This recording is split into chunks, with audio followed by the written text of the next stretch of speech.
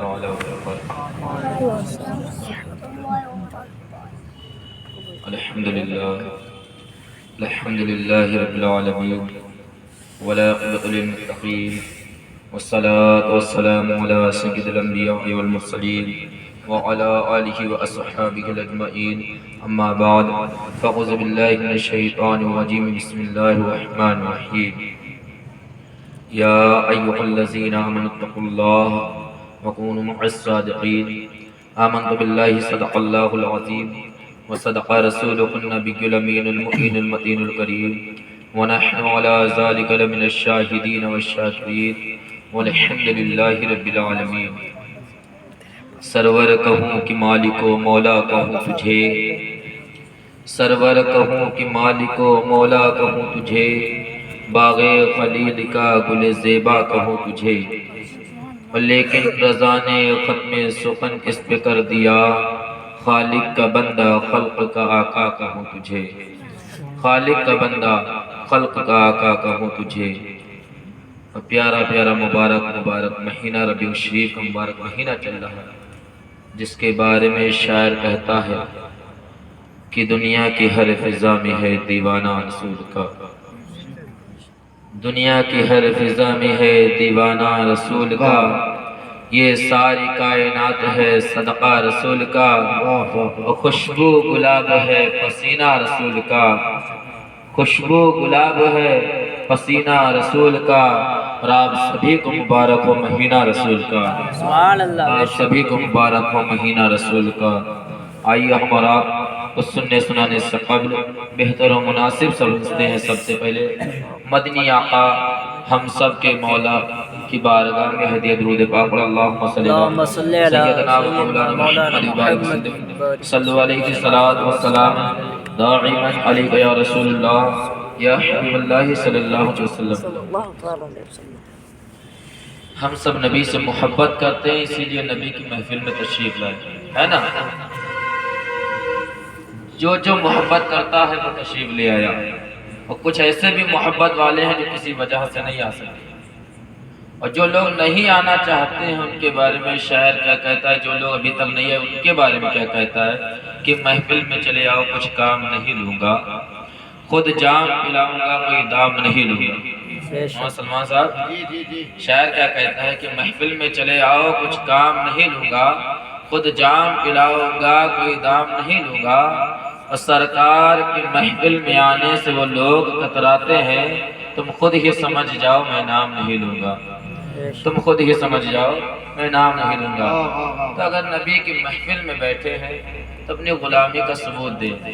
مولانا سلمان صاحب مراد آباد سے آئے اور حضرت مولانا ابو دجانہ صاحب کا نواز شریف سے تشریف لے آئے، تو اور آپ اور ہم اپنے محلے سے لائیں، لیکن اتنی خاموشی سے سن رہے ہیں، ایسا لگتا ہی نہیں کہ محفل میلاد میں بیٹھے، ایسا لگتا ہے کہ ہم کسی قبرستان میں بیٹھے ہیں، ہے نا؟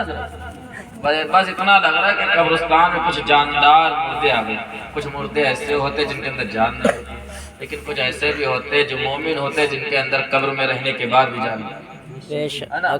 کیونکہ رسول پاک کی حدیث ہے نا کہ مومن قبر میں جا کر بھی زندہ رہتا ہے نا، اور جب مومن ہے نا تو مر جائیں گے تب بھی زندہ رہیں گے، جب زندہ ہی رہنا تو زندہ دلی کا ثبوت تو پیش کریں، بولے یا رسول اللہ، ابھی بھی نہیں بولے۔ چار مصرے کہتے ہیں کہ مزاج وقت موسم بدلنے لگتا ہے، اندھیرا چیر کر سورج نکلنے لگتا ہے، مزاج وقت موسم بدلنے لگتا ہے، اندھیرا چیر کر سورج نکلنے لگتا ہے، اور آپ ایسے عاشق ہیں جو خاموش ہو کر بیٹھے ہیں، نبی کا ذکر سنتے ہی پتھر بھی پگھلنے لگتا ہے، نبی کا ذکر سنتے ہی پتھر بھی پگھلنے لگتا ہے۔ تو بولے نا جب بے جان پتھر بول رہا ہے تو افضل المخلوقات بنائے گئے، نبی کے سچے غلام ہے تو غلامی کا ثبوت پیش کرے، بولے باواز بلند یا رسول اللہ، یا رسول اللہ، زور سے یا رسول اللہ، یا رسول اللہ۔ آئیے نبی پاک صلی اللہ علیہ وسلم کی بارگاہ میں ہدیہ درود پاک پڑھیں، اللہم صلی علی سیدنا و مولانا محمد وبارک وسلم، صلو علیہ الصلاۃ والسلام دائما علیک یا رسول اللہ یا حبیب اللہ صلی اللہ تعالی علیہ وسلم۔ دیوار و در سجاؤ سرکار آ رہے ہیں، دیوار و در سجاؤ سرکار آ رہے ہیں، مل کر خوشی مناؤ سرکار آ رہے ہیں، بولے فرشتے دائی حلیمہ کے کانے میں، بولے فرشتے دائی حلیمہ کے کان میں مکہ شریف جاؤ سرکار آ رہے ہیں، مکہ شریف جاؤ سرکار آ رہے ہیں۔ اور سنت ہے جبرائیل کی، بدعت نہیں ہے یہ، سنت ہے جبرائیل کی، بدعت نہیں ہے یہ۔ جھنڈا ہرا لگاؤ سرکار آ رہے ہیں، جھنڈا ہرا لگاؤ سرکار آ رہے ہیں۔ آگے شاعر کہتا ہے عاشق نے غار سور میں عاشق سے کہا، عاشق نے غار سور میں عاشق سے کہا انگلی ذرا ہٹاؤ سرکار آ رہے ہیں، انگلی ذرا ہٹاؤ سرکار آ رہے ہیں۔ سرکار اس محفل میں بھی تشریف لا رہے ہیں۔ اللہ تبارک و تعالی اپنے پاک کلام قرآن مجید والفرقان الحمید میں ارشاد فرما رہا ہے اور اپنے بندوں کو پیغام دے رہا ہے کہ یا ایھا الذین آمنوا اتقوا اللہ وکونوا مع الصادقین۔ اللہ نے اپنے بندوں کو کیا پیغام دیا؟ یا ایھا الذین، کہ اے یا ایھا الذین آمنوا، اے ایمان والو، اتقوا اللہ، اللہ سے ڈرو، وکونوا مع الصادقین، سچوں کی صحبت اختیار کرو۔ زیادہ وقت آپ کا نہ لیا جائے گا، بس چند وقتوں میں چند منٹوں میں بہت ہی قیمتی بات بیان کر کے اپنا راستہ لے لیا جائے گا، کیونکہ مولانا سلمان صاحب کو بڑی محنت کرنا ہے۔ مولانا حسنین صاحب بھی تشریف لا چکے ہیں، ان کی بھی کچھ لب کشائی ہونا باقی ہے۔ بڑے اچھے خطیب ہیں، ان کی بڑی نوازشیں رہتی ہم لوگوں پر۔ میں گنہگار ہوں، بس سلمان صاحب کا شکریہ ادا کرتا ہوں کہ انہوں نے کچھ منٹوں کے لیے ہمیں حاضر کر دیا۔ اللہ رب العزت اپنے پاک کلام میں کیا کہہ رہا ہے؟ یا ایھا الذین آمنوا، اے ایمان والو۔ اب سوچیں کس سے کہہ رہا رب تعالیٰ؟ بولے نا کس سے کہہ رہا؟ ایمان والوں سے۔ اللہ نے قرآن میں ایمان والوں کو حکم دیا۔ ایمان والے کون ہیں؟ ہر شخص اس دور میں جو کلمہ پڑھتا ہے سب کہتا ہے ایمان والے۔ جتنے کلمہ پڑھتے ہیں، جتنے سجدہ کرتے ہیں، جتنے بھی اللہ رب العزت کی وحدانیت کا اقرار کرتے ہیں، رب تعالیٰ کو اپنا رب تسلیم کرتے ہیں، اللہ کی عبادت کرتے ہیں، روزہ رکھتے ہیں، حج و زکوٰۃ کرتے ہیں، کلمہ شریف پڑھتے ہیں، ہر شخص کہتا ہے ہم ایمان والے ہے نا۔ لیکن رسول پاک صلی اللہ علیہ وسلم کا فرمان ہے کہ کلمہ تو سب پڑھ لیں گے، نماز بھی سب پڑھیں گے، لیکن ایمان ان لوگوں پاس ہوگا جو مجھ سے میری آل سے اہل بیت سے محبت کریں گے۔ ہم اور آپ سے قرآن کو پڑھتے ہیں لیکن قرآن کو سمجھنے کی کوشش نہیں کرتے۔ رب تعالیٰ نے یا ایھا الذین آمنوا، پورے قرآن مقدس میں اللہ تبارک و تعالیٰ نے اپنے بندوں کو یا ایھا الذین سے کل 88 مرتبہ مخاطب ہو کر فرمایا۔ کل 88 مقامات پہ اللہ رب العزت نے یا ایھا الذین آمنوا کہا کہ اے ایمان والے۔ اب سوچیں کہ پروردگار عالم پورے قرآن میں 6666 آیتیں، 114 سورتیں، 30 پارے ہیں، ان سب میں اللہ رب العزت 88 مقامات پہ ہم گنہگاروں کو یا ایھا الذین، اے ایمان والوں کہہ کے پکار رہا ہے۔ لیکن سوچا ہم سب کو تو صرف اللہ کو 5 مرتبہ یاد کرنا، وہ رب ہوئے، پوری کائنات کا مالک ہے، جس کے قبضہ قدرت میں 2 جہاں ہیں، وہ پروردگار عالم ہم جیسے ناکارہ نکموں کو 88 مرتبہ قرآن میں یاد کر رہا۔ لیکن ہم ایسے کتنے گنہگار ہو چکے کہ ہمارے پاس اتنا وقت نہیں کہ اپنے مولا کو 5 مرتبہ یاد کر لیں۔ 5 مرتبہ کی دور کی بات، ایک وقت بھی نہیں جاتے، وہ جاتے کبھی صرف جمعہ کے دن، اور جمعہ کے دن مولانا صاحب کس لیے جاتے ہیں؟ صرف رجسٹر میں حاضری لکھانے کے لیے کہ اے لوگوں دیکھ لو آج میں پکا ہوں مسلمان ہوں۔ ابھی تک مسلمان نہیں ہوئے تو صرف جمعہ کے دن مسلمان ہو جاتے اور رجسٹر میں نام لکھا کے چلے جاتے۔ پھر ایک خیال کرتے ہیں کہ مولا میں مر جاؤں اور قبر سے سیدھے جنت چلا جاؤں، ہے نا؟ فری کا نوٹس لے کے آ جاتے کہ مر جائیں قبر سے سیدھے جنت جائیں۔ ہمیں میرے پیارے، جب تم اپنے گھر سے مسجد نہ پہنچے تو قبر سے جنت کا راستہ تو بہت دور ہے۔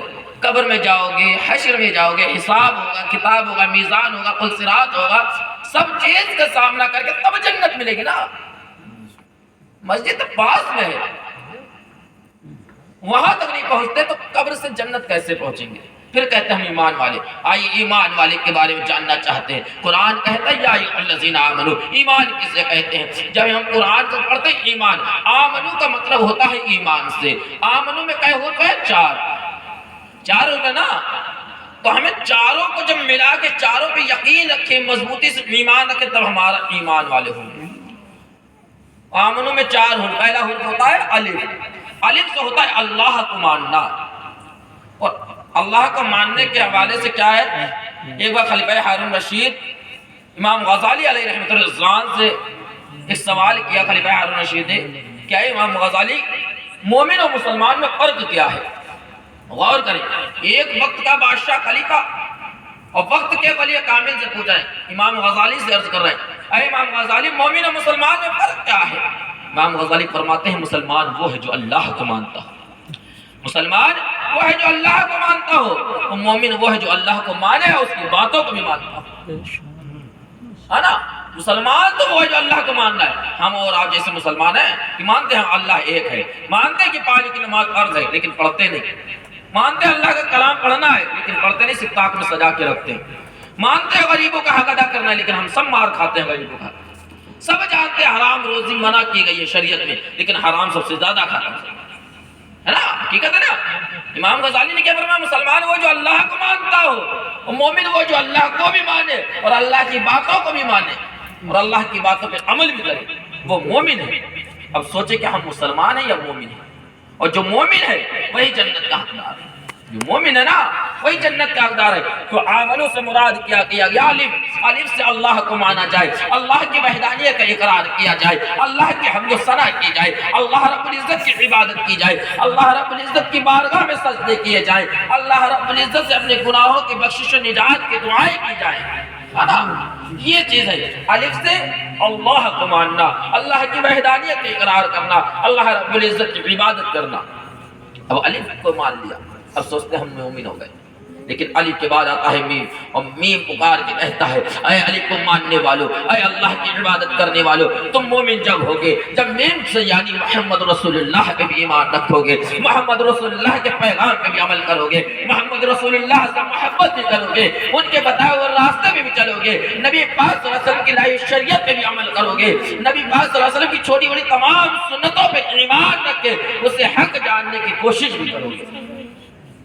تو الف سے اللہ کو مانا ہے، میم سے محمد رسول اللہ کو بھی مان لیا ہے، پھر بھی ہم پکے مومن ایمان والے ابھی نہیں ہوئے، کیونکہ ابھی 2 حروف کو مانا، الف کو بھی مانا ہے، الف سے اللہ کو مانا، میم سے محمد رسول اللہ کو مانا، لیکن میم کے بعد آتا ہے نون، نون سے مراد ہے، نون سے مفسر کرام فرماتے ہیں تمام نبیوں پر ایمان رکھنا۔ اللہ رب العزت 1,24,2 نبی کریم دنیا میں تشریف لائے، بھیجے نا اللہ رب العزت، ان تمام نبیوں پر ایمان لانا ہر مومن پر فرض عین ہے، کیونکہ ایمان لانا ضروریات دین میں سے ایک ہے، اور ضروریات دین میں سے کسی بھی ایک چیز کا انکار کرنا کفر ہے نا؟ میں اتنا بڑا عالم نہیں لیکن مجھے اتنا کچھ معلوم نہیں ہے، لیکن یہ علماء یہ بتائیں گے آپ کو کہ ضروریات دین میں سے اگر کسی بھی ایک چیز کا بھی انکار کر دیں گے نا تو انسان مومن نہیں رہے گا بلکہ کافر ہو جائے گا۔ تو نون سے تمام نبیوں پر ایمان رکھنا۔ اب جانے آمنو کا مطلب الف سے اللہ کو مانا ہے، میم سے محمد رسول اللہ کا بھی مانا ہے، نون سے تمام نبیوں پر بھی ایمان رکھ لیا ہے۔ اب بچتا ہے واو، واو سے مراد ہوتا ہے تمام ولیوں پہ ایمان رکھنا، تمام اولیاء اللہ کو ماننا، ان کی ولایت کو تسلیم کرنا، ان کی ولایت کو ماننا، ان کو اللہ کا محبوب بندہ جاننا، ان کو اللہ کی بارگاہ کا محبوب بندہ تسلیم کرنا۔ سمجھ رہے نا؟ مطلب پورا کنفرم ہو گیا کہ ایمان والے کون ہیں، کہ جو اللہ کو بھی ماننا، جو اللہ کے بعد اس کے رسول کو بھی ماننا، تمام نبیوں کو بھی ماننا، اور سب کو ماننے کے ساتھ ساتھ جو اولیاء کرام آئے جن کے ذریعے سے نبی کا دین ہم تک پہنچا، ہم وہ سنی مسلمان ہیں جو ان اولیاء اللہ کو بھی مانتے ہیں، ولی کرام کو بھی مانتے ہیں، بزرگان دین کو بھی مانتے ہیں۔ جو ان 4 حروفوں کو مانے، ان 4 حروفوں کے پیغامات کو بھی مانے، وہی سچا مومن ہے، وہی سچا مسلمان ہے۔ نبی پاک صلی اللہ علیہ وسلم کی پیاری میلاد مصطفیٰ میں تشریف لانے پیارے مسلمانوں، غور کریں ہم اپنے اوپر، کیا ہم ان 4 حقوق پہ عمل کرتے ہیں؟ غور کریں کیا ہمارا ایمان ابھی تک اس میں ہے؟ اگر ہے تو اللہ کا فضل ہے، شکر ہے پروردگار عالم کا، اگر کسی کا بھی ان 4 حقوق سے ایمان کمزور ڈگمگا رہا ہے تو ابھی سے توبہ کر کے مکمل ایمان والا بن جائے، کیونکہ جو اولیاء اللہ ہوتے ہیں وہ اللہ کے دوست ہوتے ہیں اور نبی کے صدقے میں ہماری رہبری کے لیے بھیجے گئے ہوتے ہیں، ہے نا؟ کیونکہ اگر یہ اولیاء کرام نہ ہوتے آج اللہ کا دین ہمارے تک نہ ہوتا، تو رب تعالی نے قرآن میں یہی کہا ہے یا ایھا الذین آمنوا اتقوا اللہ، اے ایمان والو اللہ سے ڈرو، وکونوا مع الصادقین، سچوں کی صحبت کو اختیار کرو۔ تو پتہ چل گیا ایمان والا کون ہے۔ ایمان والا سمجھ گیا سب کون ہے نا؟ جان گئے؟ جان گئے تو ہاتھ اٹھا کر یا رسول اللہ، یا رسول اللہ۔ ابھی آدھوں کو پتہ چلا، آدھوں کو ابھی وہ بھی نہیں پتہ چلا ہے نا۔ اللہ تعالیٰ ہدایت نصیب فرمائے۔ تو پتہ چلا، اب سوچ ایمان والے ہم ہیں، لیکن کیا ہم اللہ سے ڈر رہے ہیں؟ کیا اللہ کا ڈر و خوف ہمارے دل میں موجود ہے کہ نہیں ہے؟ کیا ہم سچے اللہ رب العزت سے ڈرنے والے ہیں؟ غور کریں رب کا ڈر کیا ہوتا ہے، رب کا خوف کیا ہوتا ہے۔ رب العزت کے بارگاہ میں جو بندہ جائے تو اس کے اندر رب کا خوف ہونا چاہیے، محبوب کی محبت ہونا چاہیے۔ اب رب کا خوف دیکھنا چاہتے ہیں؟ ایک صحابی رسول ہے جن کا نام حضرت حنظلہ رضی اللہ، ان کی عمر ہے 16 سال، 16 یا 14 سال کی عمر ہے تقریباً۔ ان کا کام تھا حضور صلی اللہ علیہ وسلم جو پیغام دیتے تھے وہ لوگوں تک پہنچایا کرتے تھے۔ کسی صحابہ کو بلانا ہے، کسی دروازے پہ جانا ہے، کسی کو دعوت دینا ہے، کہیں پیغام دینا ہے، وہ اللہ کے رسول کے پیغام لوگوں تک لے کے جاتے تھے۔ ان کو اس پہ مقرر اللہ کے رسول نے کیا۔ ایک بار رسول کریم صلی اللہ تعالی علیہ وسلم نے حضرت حنظلہ 16 سال کی عمر رکھتے تھے، ان کو پیغام لے کے بھیجا کہ چلا جاؤ فلاں بستی میں جا کر میرے چاہنے والے ان کو پیغام دینا، کہنا پیارے آقا محمد رسول اللہ نے بلایا ہے۔ اب حضرت حنظلہ رضی اللہ عنہ اللہ کے رسول کا پیغام لے کے گئے، پیغام سنا دیا صحابہ، اور جب رستے سے واپس آ رہے تھے نا تو آپ کی نگاہ ایک نامحرم میں پڑ جاتی ہے۔ آپ کی نگاہ نامحرم میں پڑی، اور آپ کی نگاہ جیسے پڑی آپ نے ترنت نگاہ کو پھیر لیا، نگاہ پھیر لیا۔ اب سوچے اسلام میں شریعت میں اگر آپ کی نگاہ غلطی سے کسی نامحرم میں پڑ جائے اور آپ نگاہ پھیر لیں تو آپ کو اس کا گناہ نہیں ملتا، بلکہ نگاہ پھیرنے کا آپ کو اجر و ثواب دیا جاتا ہے۔ لیکن وہ صحابی رسول حضرت حنظلہ رضی اللہ عنہ جن کی 16 سال یا 14 سال کی عمر، نگاہیں پڑی ہے ایک نامحرم پر، آپ نے پھیرا، پھر بھی آپ کے دل میں خیال آیا کہ مولا میں نے تیرے محبوب کی سنت تو یہ تھی کہ نامحرم کو نہ دیکھا جائے، نامحرم کی طرف نگاہ نہ ڈالی جائے، لیکن یہ حنظلہ کی نگاہ نامحرم پہ پڑ گئی ہے۔ اے اللہ میں تیرے ڈر سے خوف سے لرز رہا ہوں، پتہ نہیں مولا مجھے کیا سزا دے گا۔ اس ڈر سے، اللہ کے خوف سے حضرت حنظلہ رضی اللہ عنہ نے نبی پاک کے پاس واپس نہ گئے، بلکہ ایک پہاڑ میں چلے، ایک جنگل میں جا کر پہاڑی کے اوپر اللہ کی عبادت کر رہے ہیں، زاروں قطار رو رہے ہیں۔ اب اللہ کے رسول نے کہا حنظلہ بہت دیر ہو گیا ابھی تک آیا نہیں ہے۔ علی کو حکم دیا، عمر کو حکم دیا، اے علی جاؤ جاؤ حنظلہ کا پتہ لگاؤ، حنظلہ ابھی تک آیا کیوں نہیں ہے؟ حنظلہ کو پیغام لے کے بھیجا تھا۔ علی جا رہے ہیں، عمر جا رہے ہیں، ابو بکر عثمان جا رہے ہیں، جاتے ہیں دیکھتے ہیں مکہ کی گلیوں میں نہیں مل رہے ہیں، مکہ کی گلیوں میں کہیں حنظلہ نظر نہیں آ رہے ہیں، اور جاتے جاتے ایک صحرا تک پہنچے ہیں تو ایک آپ کو چرواہا ملتا ہے۔ حضرت علی پوچھتے ہیں چرواہے سنو سنو تم نے کہیں حنظلہ کو دیکھا ہے؟ حضرت حنظلہ کو دیکھا ہے، 16 سال یا 14 سال کی عمر ہے۔ تو چرواہ کہتا میں نے کسی حنظلہ کو تو نہیں دیکھا، لیکن میں اتنا ضرور جانتا ہوں ایک یہ پہاڑی ہے، اس صحرا میں ایک پتہ نہیں کون سا اللہ والا ہے جو اللہ سے زار و قطار رو رہا ہے اور اپنی غلطی کی توبہ کی دعا کر رہا ہے کہ مولا مجھے معاف کر دے۔ پتہ نہیں اس نے کون سی ایسی غلطی کی جس سے زار و قطار رو کے دعا کر رہا ہے۔ تو علی سمجھ گئے اللہ رب العزت کی بارگاہ میں اتنی کثرت سے کوئی اور رو کر دعا نہیں کر سکتا، بلکہ وہ کوئی نبی کا چاہنے والا ہوگا، بلکہ کوئی نبی کا وفادار ہوگا، نبی سے محبت کرنے والا ہوگا۔ حضرت علی سمجھ گئے، جاتے ہیں اسی پہاڑ میں، اسی جنگل میں صحرا میں جا کے دیکھتے ہیں حضرت حنظلہ بیٹھے ہوئے ہیں، سجدے میں سر رکھے ہیں، زاروں قطار رو کے رب سے دعا کر رہے ہیں، رب سے دعا کریں مولا مجھے معاف کر دے، مولا میری غلطی کو معاف کر دے، آگے سے ایسی غلطی نہ ہوگی۔ علی نے پوچھا اے حنظلہ تم رو کیوں رہے ہو؟ سجدے سے سر اٹھاؤ بتاؤ تو صحیح کیا بات ہے؟ تو حنظلہ کہتے ہیں کہ اے علی سنو سنو، نبی نے پیغام دیا تک پیغام پہنچا دو، میں نے پیغام پہنچایا، واپس آ رہے تھے محرم میں میری نگاہ پڑ گئی ہے، میں لرز رہا ہوں کہ اللہ کیا حکم دے گا، اللہ کون سی سزا میں مبتلا کر دے گا، اور میں یہ بھی سوچ رہا ہوں کہ نامحرم کے اوپر نگاہ پڑی ہے، اب اس گنہگار چہرے کے ساتھ، اس گنہگار آنکھوں کے ساتھ اللہ کے محبوب کی بارگاہ میں کیا جاؤں گا، کیسے منہ دکھاؤں گا کہ نبی نے تو منع کیا کہ نامحرم میں نگاہ نہ ڈالی جائے، لیکن حنظلہ نبی کا وفادار ہے، نبی سے محبت بھی کرتا ہے، لیکن نگاہ بھی نامحرم پہ پڑی ہے، اے علی غلطی سے نگاہ پڑی ہے، لیکن رب کا خوف نظر آ رہا ہے، رب کا ڈر میرے دل میں بس چکا ہے۔ تو حضرت علی نے حضرت حنظلہ کو لیا ہے، حضرت عمر نے بھی لیا، اور نبی پاک صلی اللہ علیہ وسلم کے پاس لے جاتے ہیں اور نبی سے کہتے ہیں نبی صلی اللہ علیہ وسلم سے عرض کر رہے ہیں علی حضرت علی، اے اللہ کے رسول یہ حضرت حنظلہ ہے، پہاڑی پہ رو رہے تھے، اللہ سے دعا کر رہے تھے۔ آپ فرماتے ہیں نبی صلی اللہ علیہ وسلم نے فرمایا اے علی بتاؤ ماجرا کیا ہے؟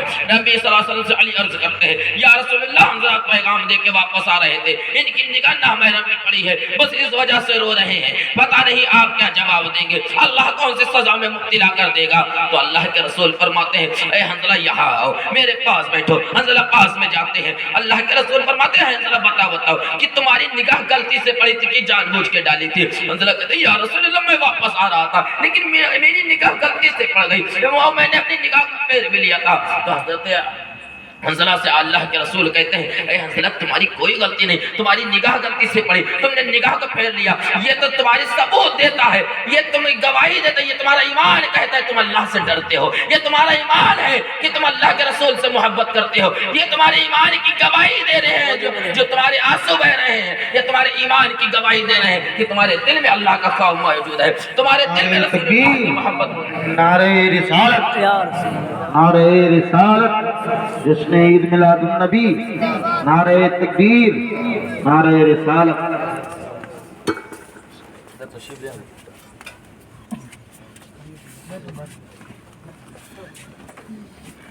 ماشاءاللہ سبحان اللہ، جس خطیب کا آپ لوگوں کو انتظار تھا وہ خطیب قنوج کی سرزمین سے چل کر آپ لوگوں کے دیار میں حاضر ہو چکا ہے اور ممبر اسٹیٹ بھی ہو گیا۔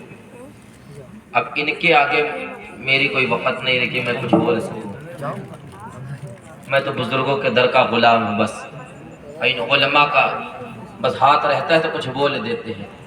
بس اپنی بات کو بہت ہی تیزی کے ساتھ ختم کرنے کی کوشش کروں گا کہ اللہ کے رسول صلی اللہ تعالی علیہ وسلم حضرت حنظلہ سے کہہ رہے ہیں حنظلہ تمہاری یہ آنسو ہی تمہاری ایمان کی گواہی دے رہے ہیں، تمہارے یہ آنسو جو ہے یہی رب تعالی کی بارگاہ میں مقبول ہو گئے ہیں۔ اے حنظلہ سنو سنو، اللہ کے رسول تم سے وعدہ کرتے ہیں کہ میدان محشر میں اللہ کے رسول تمہاری بخشش بھی کرائیں گے اور تمہیں اپنے ساتھ جنت میں بھی لے جائیں گے۔ اور ذرا سنو سنو، اللہ کے رسول کہتے ہیں جو ڈر تمہارے اندر ہے، جو خوف تمہارے اندر اللہ کا ہے اور جو محبت تمہارے اندر اللہ کے رسول کی ہے، ایسی محبت ایسا خوف قیامت تک کے لیے اگر میرے کسی بھی امتی میں آ جائے گا میں اس سے بخشش کا پروانہ دوں گا، میں اس کی بھی نجات کی ذمہ داری لیتا ہوں۔ جب حضرت حنظلہ نے یہ سنا کہ مولا کے رسول کہہ رہے ہیں کہ میں تمہیں بخشواؤں گا، تاریخ کی آواز دیتی ہے کہ حنظلہ نے نبی کے قدموں میں سر رکھ کے اسی وقت دم توڑ دیا، اسی وقت دم توڑ دیا۔ آپ اسی وقت رب تعالیٰ کے بارگاہ کے محبوب بن کے اس دنیا فانی سے پردہ کر گئے۔ تو پتہ یہ چلا یہ رب کا خوف ہے۔ رب نے قرآن میں کہا نا یا ایھا الذین آمنوا اتقوا اللہ، اے ایمان والو اللہ سے ڈرو۔ تو دیکھیں نا وہ صحابہ تھے اور نبی کا چہرہ دیکھ لیں، نبی کا چہرہ دیکھ کر مسلمان ہوئے، نبی کا پیغام دیتے تھے۔ تو سوچے جو نبی کا پیغام پہنچاتا ہو اور مسلمان بھی ہو، نبی سے محبت کرنے والا ہو، تو بخود جو ایمان والا ہے وہ خود بخود جنتی ہوتا ہے۔ لیکن سوچے حضرت حنظلہ کے دل میں کتنا خوف تھا کہ اللہ ایک نگاہ پڑی تو زار و قطار ہو رہے۔ سوچیں اب ہماری نگاہیں کتنی پڑتی ہوں گی، ہم سے کتنے گناہ ہوتے ہوں گے، ہم کتنے بدکرداری کرتے ہوں گے، برے کام کرتے ہوں گے، لیکن ہمارے ماتھے پر ایک شکن تک نہیں آتی۔ آنسو تو دور کی بات ہے نا، آنسو نکلنا تو بہت دور کی بات ہے۔ ہماری آنکھیں سوکھ چکی ہیں کہ ہماری آنکھوں میں پانی تک نہ رہا، اور رہے گا کیسے جب ہمارے دل میں اللہ کے رسول کی محبت کم نظر آتی ہے اور دنیا کی نفسانیت کی محبت زیادہ ہوتی ہے۔ اگر اپنے ایمان کی حفاظت کرنا ہے تو رسول کی محبت کو اپنے دل میں بساؤ، رسول کی محبت کو اتنا بڑھا لو کہ دنیا دار کی محبت ہمارے دل میں جگہ کر بھی نہ سکے۔ اور رسول کی محبت کے بارے میں علامہ اقبال جانتے کیا لکھتے ہیں؟ ایک بار علامہ اقبال مولانا فضل الرحمہ گنج مراد آبادی کی بارگاہ میں تشریف لائے نا، اب پوچھتے ہیں مولانا صاحب سے کہ مولانا فضل الرحمہ ایک ایسا وظیفہ بتائیں کہ میں دنیا میں کامیاب ہو جاؤں، میں دنیا میں کامیاب ہو جاؤں اور دنیا ہی نہیں آخرت میں بھی کامیاب ہو جاؤں۔ تو حضرت مولانا فضل الرحمہ گنج مراد آبادی علامہ اقبال سے کہتے ہیں اے علامہ اقبال دنیا میں بھی کامیاب ہو جاؤ گے اور آخرت میں بھی سرخرو ہو جاؤ گے، اگر یہ چاہتے ہو کہ ہم دونوں جہاں میں کامیاب ہو جائیں تو یہ کر لو، صرف ایک وظیفہ دیتا ہوں، نبی کی محبت کو سب سے زیادہ اپنے دل میں بساؤ، اور جتنے تم نبی کی محبت بڑھاتے چلے جاؤ گے دنیا جہاں میں کامیاب ہوتے چلے جاؤ گے۔ تبھی تو علامہ اقبال گنج مراد آباد کی سرزمین سے جب نکلتے ہیں تو شاعر لکھتے ہیں کہ محمد سے وفا تو نے تو ہم تیرے ہیں، کہ محمد سے وفا تو نے تو ہم تیرے ہیں، ورنہ یہ جہاں کیا چیز ہے لوح قلم تیرے ہیں، ورنہ یہ جہاں کیا چیز ہے لوح قلم تیرے ہیں۔ حضرات محترم، ہمارا بتانے کا مقصد یہ ہے کہ ہم اور آپ اس محفل میں آئے ہیں تو اس محفل میں آئے نہ صرف اس محفل سے آ کے پیغام بھی لے کے جائیں، اور ایسا پیغام لے جائیں کہ اس پہ عمل کرنے کی کوشش بھی کریں۔ تو نبی پاک صلی اللہ علیہ وسلم کے پیارے دیوانوں، نبی سے محبت کرنے والوں، محبت کرتے ہو تو محبت ایسے کرو کہ محب کے راستے میں بھی عمل کرنے کی کوشش کرو، محبوب کے راستے میں بھی عمل کرنے کی کوشش کرو۔ جب ہم آقا کریم علیہ الصلوۃ والتسلیم سے محبت بھی کریں گے، ان کے راستے کو بھی اپنائیں گے تو گویا ہمارے تمام کام آسان ہوتے نظر آئیں گے، ہماری دنیا بھی سنورتی نظر آئے گی، ہماری قبر بھی اچھی ہوتی نظر آئے گی، اور ہماری آخرت بھی سنورتی نظر آئے گی۔ اللہ رب العزت کی بارگاہ میں دعا ہے، مولا تعالیٰ کہنے سننے میں اگر کوئی غلطی خامی رہ گئی ہو، اگر کوئی لفظ کوتاہی ہو گئی ہو، مولا کریم اپنے محبوب کے وسیلے سے، خاتون جنت کے چادر کے وسیلے سے تمام غلطیوں خطاؤں کو لفظشوں کو معاف فرما، معاف فرما کا حق بولنے، حق سننے، حق پہ عمل کرنے کی توفیق عطا فرما۔ استغفر اللہ ربی من کل ذنب واتوب الیہ۔ ایک بار سب نے مل کے کلمہ شریف پڑھ لے، لا الہ الا اللہ محمد رسول اللہ صلی اللہ تعالی علیہ وسلم۔ صدا درودوں کی آتی رہے گی، جنہیں سن کے دل شاد ہوتا رہے گا۔ خدا اہل سنت کو آباد رکھے، محمد کا میلاد ہوتا رہے گا۔ السلام۔